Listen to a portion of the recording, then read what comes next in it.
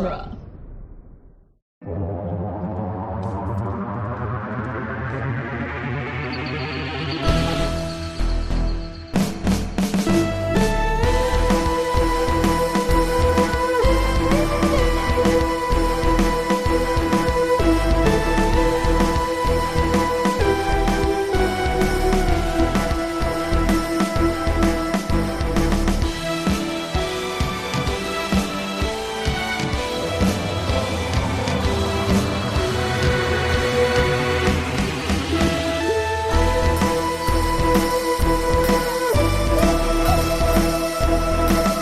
Doctor Who, The Long Way Round, the weekly podcast where we review and discuss every episode of Doctor Who, one doctor at a time. I'm Nick Jimenez.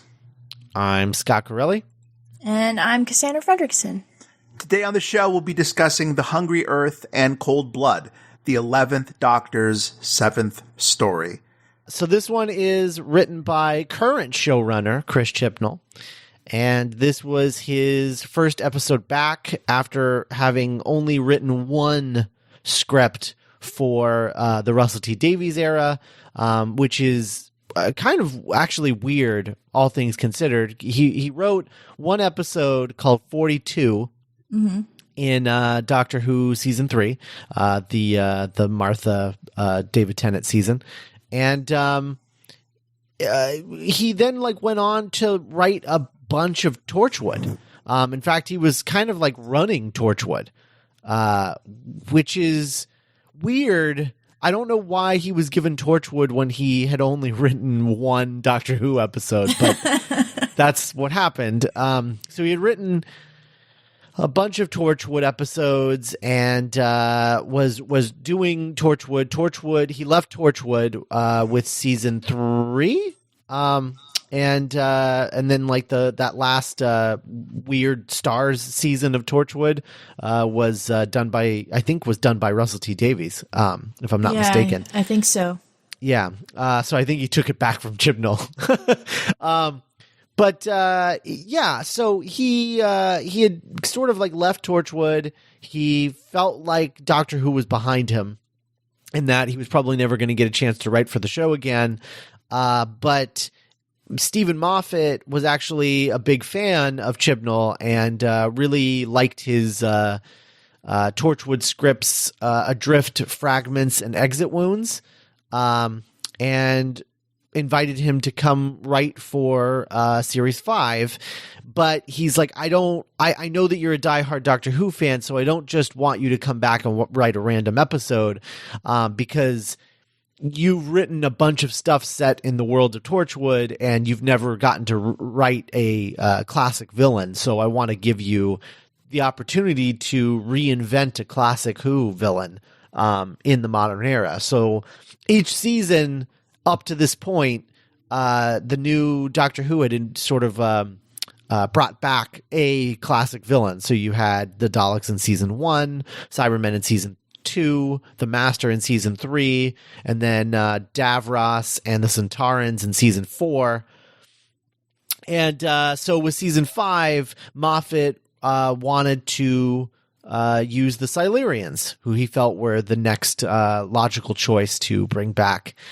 And they sort of talked out how they wanted to use the Silurians and how they wanted to set up the design. One of the first things that Stephen Moffat got rid of was the Silurians' third eye. The reasoning being that he felt that the third eye was much more associated with Davros at this point, and just felt like it would, especially so close to reintroducing Davros, he felt that it would have been just sort of repetitive, or a repetitive detail. So they removed the third eye and they redesigned it so that the design of the Silurians from the classic Who sort of became their armor for New Who. And so they kind of got to have those classic Silurian designs, but also redesign them completely, which is a really clever way of doing it, all things considered.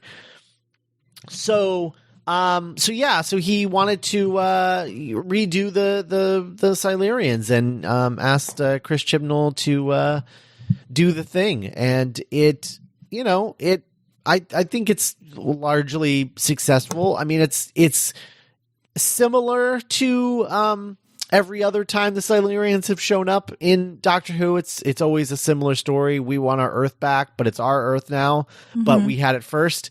That's kind of the theme of every Silurian episode.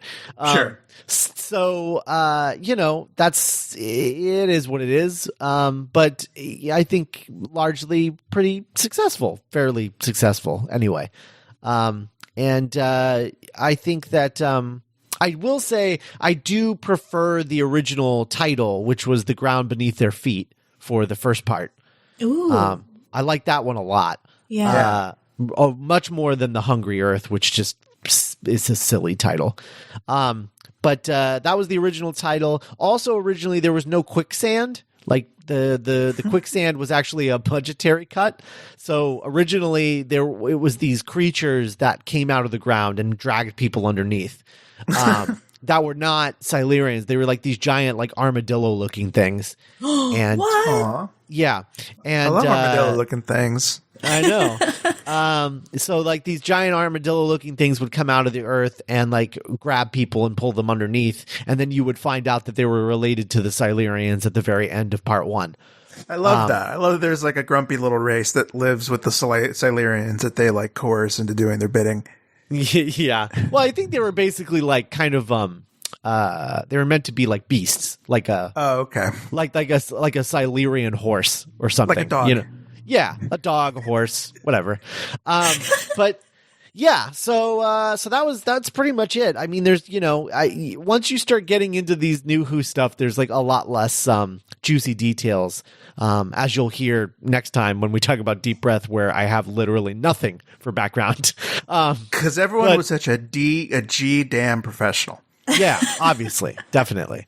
But so we're reintroducing the Silurians to Doctor Who with this episode, and I always had the memory that this episode that like I was really bored by this episode, and I think that there's a couple of things going on there.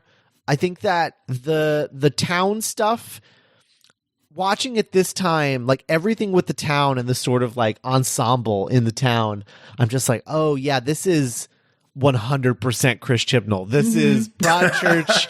This is Series 11. This just feels so much like Chris Chibnall. It's ridiculous. But then all of the Silurian stuff, like when we go down into the Silurian, I don't know if you wouldn't call it a home world, their little like settlement. Sure. When you're in there, like that feels like Planet of the Apes, which I was like really into this time. So I don't know. I don't know if this worked better for you guys this time or what. I don't know if Chris Chibnall just sort of indoctrinated me to his writing or what. But I actually quite liked this time. Cass, what did you think? I think it doesn't need to be 2 parts. I think that's my like that hill I'm gonna die on with this one. Like I enjoy. I mean, I didn't hate this the first time either. It was just kind of there. Which is honestly like the worst part, like episodes, because it's just like, oh, okay, well that was a thing of television that I watched, and now I can go on with my life. But I do really like the Silurians. And it's funny that you say Planet of the Apes, because that's kind of what it is for them. They're like waking up and they're like, oh god, the apes. Right. That's funny. But yeah, no, it is very much like, I'm going to focus on these normal people that are just caught up in this extraordinary situation. And also the doctor's here. But yeah, it was fine. I just think it doesn't need to be 2 parts. I wonder, like, in regards to it being 2 parts, like, if you were someone watching the show, sitting down, and you had no idea who the Silurians were or what the mythology of the Silurians were, I wonder if that would be kind of engaging or scary, of like, what are these things that are coming up from the ground? I wonder oh my god, they're lizard people, But if, but that feels kind of like would a new fan be interested in the Silurians? Are we bringing the Silurians back for like look, they're back, you know? Right. And I really like the cliffhanger at the end of it. I think it's a solid cliffhanger of like, oh my gosh, there was like a civilization down there. And so I said that really weird, but I was like, I wonder if you could like, I don't know. I wonder if we had gotten there sooner, if we had done more cool stuff. But I don't know if that's just me knowing that it's going to end with being the Silurians, and I'm not engaged for a lot of that first episode. Yeah, I think part of the problem with a lot of 2-parters that, or even 4-parters or 6-parters or God help us 8, 10-parters. I think a lot of the problem with that is that, you know, they story structure being what it is, they go into this saying like planting their flag in saying that this is the cliffhanger. And then they get to the cliffhanger, but the problem is that like there was way more interesting stuff in part 2 than there was in part 1. And if they had just shifted the cliffhanger back, I think like having the reveal of the you know, planet of the Silurians halfway through part 1, and then having like the cliffhanger being something like what's her face is going to execute them, or the mom killing her sister, and you just sort of like leaving on a note of like, oh no. Yeah. You know? Yeah, that's true. That would be good. I feel like that would have been a better cliffhanger because it would have given you more room to play with the story, whereas setting up part 2 with the most interesting reveal in the entirety of the 2-parter makes part 1 feel less than.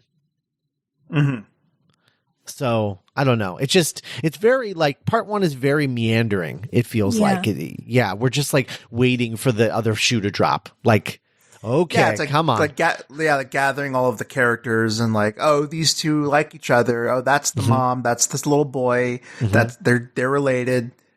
Yeah. It's like whenever you watch like a Dalek episode in Classic Who, and you're just like waiting for the Dalek to show up, and then they don't ever show up until the cliffhanger of part 1, and you're like, come on, why go with the Dalek story? Like, why is Daddy acting so strange? Ever since he got that strange package, he's been acting so strange. Yeah. Go outside. The future Amy and Rory moment, like where they're like across the field waving at them. What the hell? Does anything happen with that, or is this just some like weird thing that they put into this episode and never call back on? It's bizarre, and I think it even contradicts the show's own mythology at this point, right? Very, very much so. It seems to me, unless I'm forgetting a part where they make sense of that. Yeah, because you know, Amy and Rory get sent back in time to live to death, so I don't know how they would be anywhere in 2020. I hope if we could zoom across the cliff or whatever, it's just like another redheaded lady and another kind of like skinny dude with a beard. Yeah. I don't know. But yeah, I thought that was a really weird moment where it was like they were trying to set something up that they never eventually paid off. It's like the one of the things that Moffat forgot about on all the things that he set up. Well, I think that just speaks to how kind of freewheeling the latter part of his tenure got. Or not tenure, but like with the 11th Doctor. Yeah, you know, it's funny. It's remembered as this grand, intricate saga, and it is an operatic season of television that I'm very fond of. But then there are these like weird moments that just stick out like sore thumbs in hindsight. Yeah, for sure. I also was getting beyond just like Broadchurch and Series 11 vibes. I was also getting like Stephen King vibes in this first episode. Oh, the graveyard and stuff. Well, no, not just the horror stuff, like just like the people and like how like the worst, the like the scariest thing is people. Like that's like That's like Stephen King's like bread and butter. Is that the scariest thing or the normal people? She's even scarier than the monsters. Right. And that's that was like, it's like, oh, and Carrie. It's like Carrie's not the scary thing. It's the bullies that are scary. And then they make Carrie scary, or the mom is scary. And it's stuff like that. And this just feels very much like a Stephen King thing, like The Mist or something like that. Do you think the Doctor kind of set up Ambrose for a loss? Ambrose, she being like the mother who ends up electrocuting that Silurian to death out of fear? I don't know. Like, she is having a hell of a day. Yeah. This episode really heaps and heaps on her. Yeah. Yeah, it's weird how like the whole thing is just like it heaps on her, and then the rest of after she makes the mistake, the Doctor is just like, ugh, eye roll, humans, stupid, dumb. They're right, you are dumb apes. Like he just completely has no patience for her, despite the fact that like she lost everybody. But I guess the idea is that she didn't actually lose them, and that's why he's like mad at her. Yeah, because it was like, you did it for nothing. They were fine. That kind of because we like watched Father's Day so soon, like before this, like because Eccleston calls Rose just another stupid ape, and like because we talked about him setting her up for failure, so like I guess that's a through line of the Doctor, like he's constantly testing people. Yeah, testing them, or just like having too much faith in them, like just assuming that like, oh yeah, like they'll make any decision that I would make. Yeah, right. Because I love humans and they're all inherently great, and then it's like, yeah, I mean they are until they're like pushed too far, and then it's like they make mistakes. The way you worded it almost reminds me of like Dumbledore, on how he could be a great mentor, but then also in hindsight be like, wow, you really kind of like left that protege of yours out to dry a little bit, man. Yeah.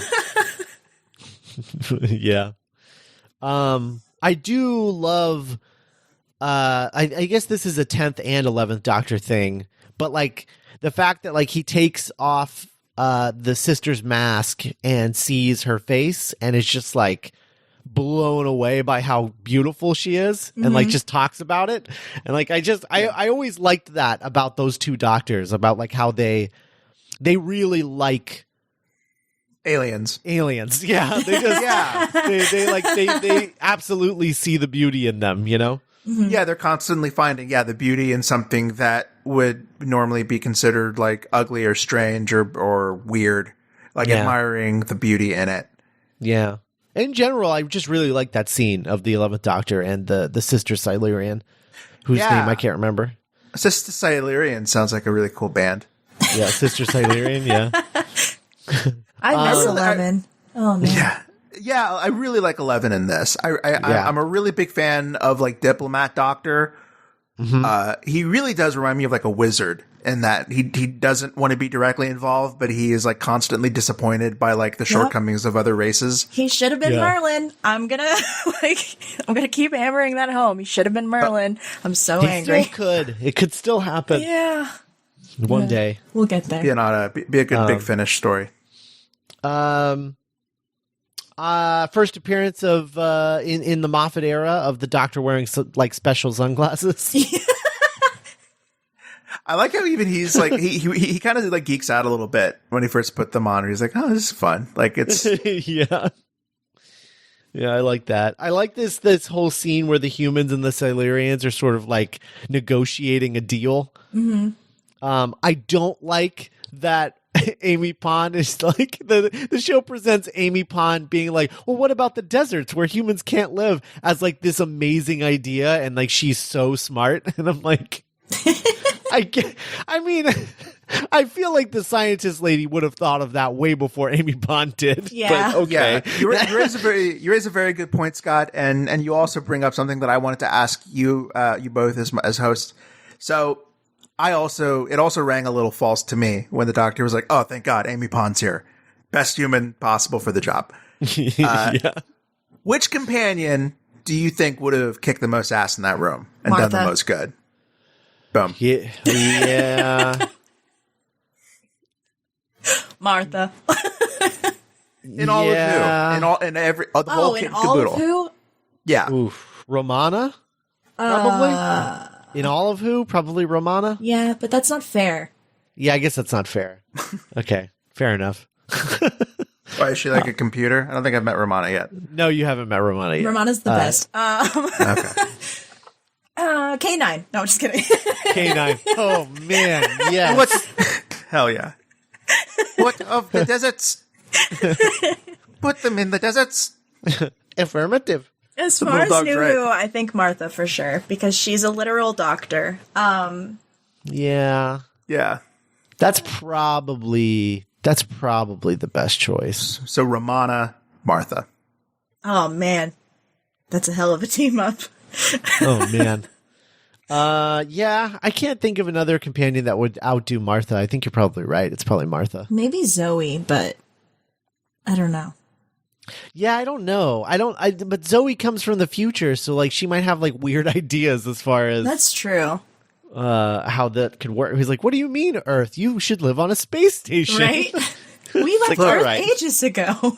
This planet is boinked. We need to take to the stars as soon as possible. You're fighting over a grave. God. Yeah. As far as worst companion, that's definitely Jamie. Jamie never stopped screaming this whole story. No. Jamie is the worst companion to have in this situation for sure. Just never stops screaming and swinging. I don't know what he's swinging, but he's got something. He's got something. He's got something. It's sharp and it's on fire, and he is swinging it. Get behind me! You leave my boy alone. Nazarene has real companion potential. Sure. Nazarene was pretty great. Yeah. Was it? Yeah. I was also just thinking about that with someone else that we watched recently. That I was like, oh, they would have made a good companion. Are you guys hearing What that was I thinking rocket? of? Yeah. Maybe I was thinking about. I think I was thinking about that kid in the last episode in the Idiot Box episod. What's his face? The one, Yeah, I think I was thinking about that kid and being like, Idiot he Box. would have been he would have been a cool. Headphones kid in this was pretty cool, I guess. He He lived was his all head- right. It's okay. Anyway, yeah. And then, I mean, there's kind of an elephant in the room. I mean, this episode ends on a pretty big, like, I don't know, like with this being such a serialized season, this like kind of innocuous episode has a pretty big turn for the season wide story, which is Rory dies for I think the first time. Yes. Okay. The first time in real life, because he died Right. in Amy's Choice. Right. The previous episode. Oh boy, Right. dude, He Karen dies Gillan. so much. Karen Gillan is so good. Yeah. Oh, for sure. Yeah. She's also like she's like a baby in this episode. I know. Every time we go back to this season, I was like, oh my God, she's so little. Yeah. I was so simultaneously like impressed with how much she's grown as an actress that I continue to be like, oh, cool. And Karen Gillan's in this, and being like, oh, she's already really good in this episode as much as she's grown. Yeah. Yeah, for sure.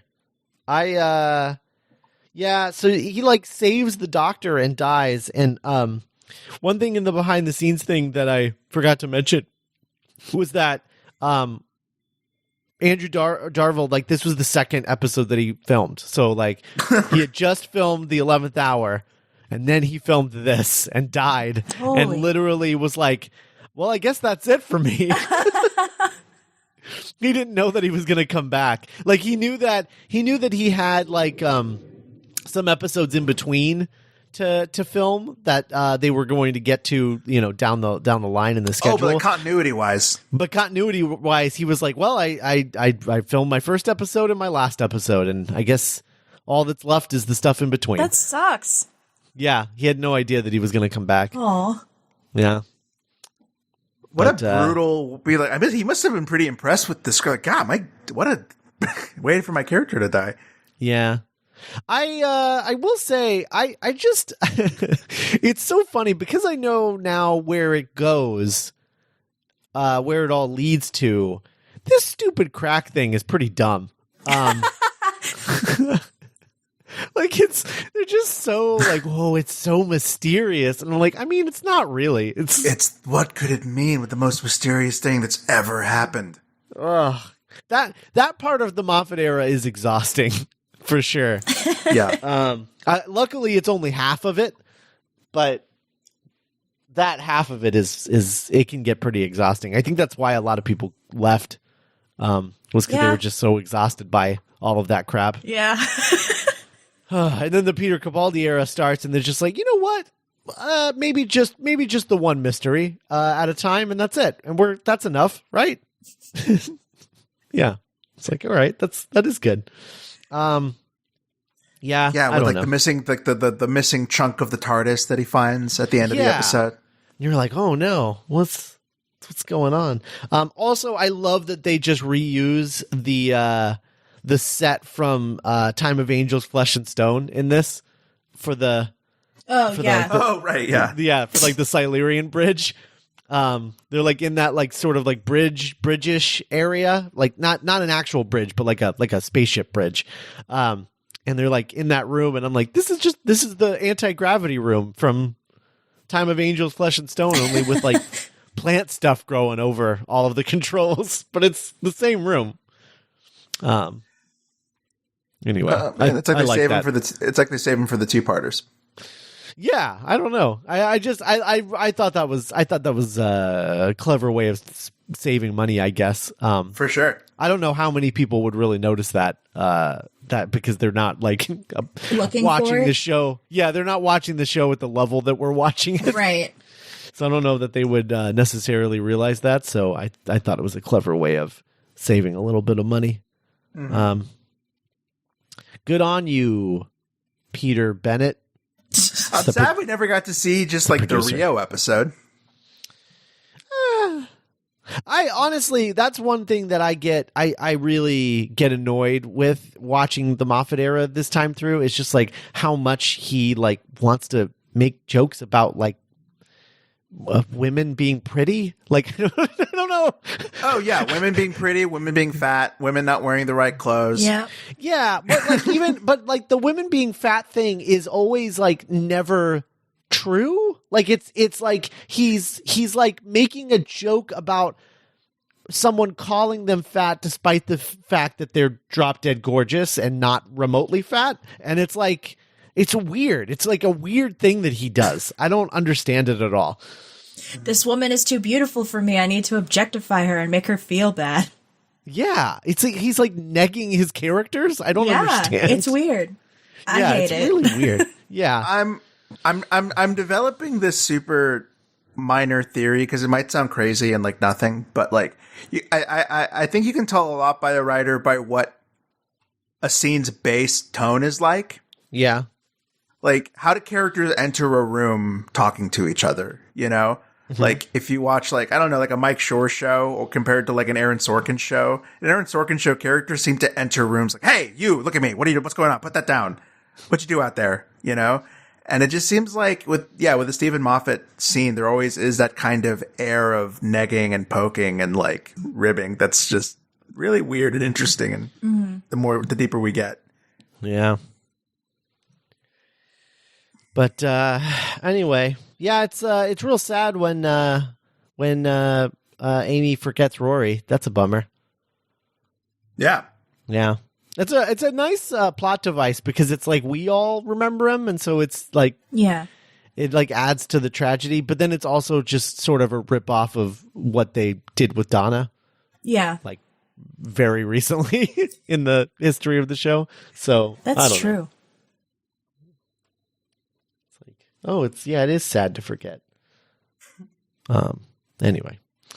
All right.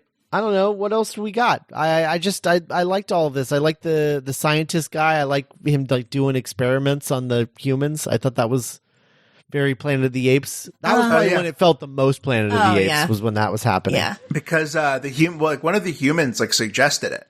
Yeah. To like, hey, we should be dissecting this thing, and the doctor's like, we have to be better than that. Right. And then he's like, I'm going to dissect you. Yeah. Knowing what happens to Amy's bodily autonomy over the course of this era of the show, that scene where she's strapped to the table makes me so uncomfortable. Oh, wow.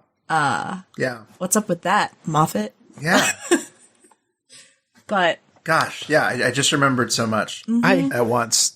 I feel like I feel like Moffat, and I think this is generally an issue with male privilege, is that he's probably not thinking about, he's not seeing the forest, he's just focusing on the trees. Yeah. Like Sure. and that's the problem, and he's not realizing that like he's making a lot of the same trees and that's part of the problem. He's making a bad forest. Do you see that thing that was going around where it's like 3 characters that defined like someone's like fetish? You can tell someone has a fetish, and then someone put like the 4 Moffat characters that have like the same like school teacher with an eye patch. Yeah. Yeah. Cause it was lady with it was eye patch lady. It was, Missy. It was, Sherlock's girlfriend. What was her name? Oh, yeah, I know who you're talking about.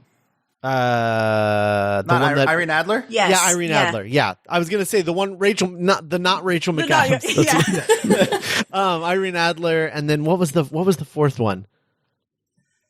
I don't remember what the 4th one was. The 4th one should have been Lady Vastra, just for giggles, but sure, because even though she's a lizard lady, she's definitely that same energy. Yeah, very much the same energy, 100%. And then on the other side of the spectrum, you have like the Clara, the Rose, Vastra's girlfriend, the like the young Pepe Ingenue, right? That like always has a quip. Yep. Very true. Like just very clever. Very clever. Yeah. Yeah. And then the strict teacher that's always like, oh, you Moffat, you. Oh man. That's why I don't want Moffat to write 13. Yeah. Oh, who wants that? I don't want that. No, exactly. No. Yeah. No, that wouldn't work. Anyway. I mean, it's bit. I don't know. I don't know. Sure. Yeah. I mean, he did grow. Like, I think I really enjoyed the end of his run. I was just gonna say it's barely working with Chris Chibnall, so let's not throw stones. Sure. Yeah. Let's finish baking the first cake before we start thinking about like, hey, let's make another cake. Anyway. All right. Chib. Yeah. Chibs. And very excited because we'll be covering Deep Breath, and I haven't seen it since it came out. Woo! Deep Breath next time. Starting off the Capaldi stuff.